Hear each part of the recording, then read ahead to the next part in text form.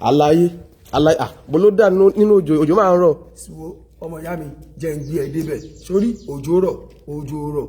tí wọ́n bá ní nǹkan rẹ̀ ṣe ìyọ́n máa tẹ̀lẹ̀ ìyọ́n máa ṣe kí ni ìyọ́n máa tẹ̀ta ṣé wá rí ọ̀rọ̀ òjò rọ̀ yẹn kò rọ èmi máa débi tí mi ń lọ ẹ̀gbọ́n mi alálùbáríkà òun ló ń ṣọjọ́ òbí lónìí sórí ibi tí mi ń lọ léni ó yẹ ká Alhaji Pasuma Wonder ó yẹ kó wà ń bẹ̀ àmọ́ torí pé Alhaji Pasuma Wonder wọ́n ṣe kí ni wọ́n sí ilé ìtúwẹ̀ là ṣe kí ni là ṣe ń lọ bẹ̀ ṣe ń ja ẹ̀tàn lọ́wọ́lọ́wọ́ báyìí Alhaji Pasuma Wonder wọ́n ti ń bọ̀ láti ìlú òyìnbó torí ẹ̀ tó ń ṣọjọ́ òbí léni ṣé wò mẹ́ tó ń ṣọjọ́ òbí ló ń ṣọjọ́ òbí náà ó dẹ́n tó ṣọjọ́ òbí mọ́ jẹ́ ń ja ẹ̀tàn Alhaji Abdulhamid Ọlọ́runtóyìn Ìṣọ̀lá Oganla Family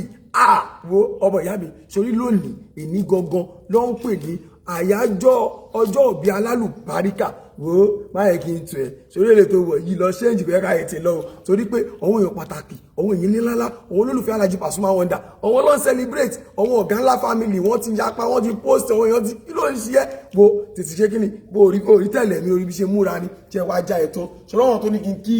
bàbá mi alálùbáríkà àwọn tó ní kí n kí wọn gbọgbọ látọdí Alhaji Pasuma Wonder Oganla Fuji Shehu Fuji ọmọ ìyàwó ànábì wọn ní kí n máa kí wọn wípé wọn ti ń ṣọdún eléyìí wọn á ṣọ̀pọ̀lọpọ̀ ọdún láyé bàbá mi Dan Jacob àbá àgbàlagbà wọn ní kí n máa kí n wípé ẹ wo ṣe rí eléyìí tẹ́ ṣe lénìí ọdún tó ń bọ̀ ó tún máa dùn jẹ́lẹ̀ lọ ẹ máa ṣe 50 ẹ máa ṣe 90 ẹ máa ṣe 100 ẹ̀wọ̀n lọ́balọ́ba àwọn èèyàn léèyàn àwọn èèyàn jàkànjàkàn wọn ní kí n tún máa kí wọn. Alhaji Chicago bàbá Ọ̀ṣun wọn ní kí n máa kí wọn pàpà ń barí ẹ̀jù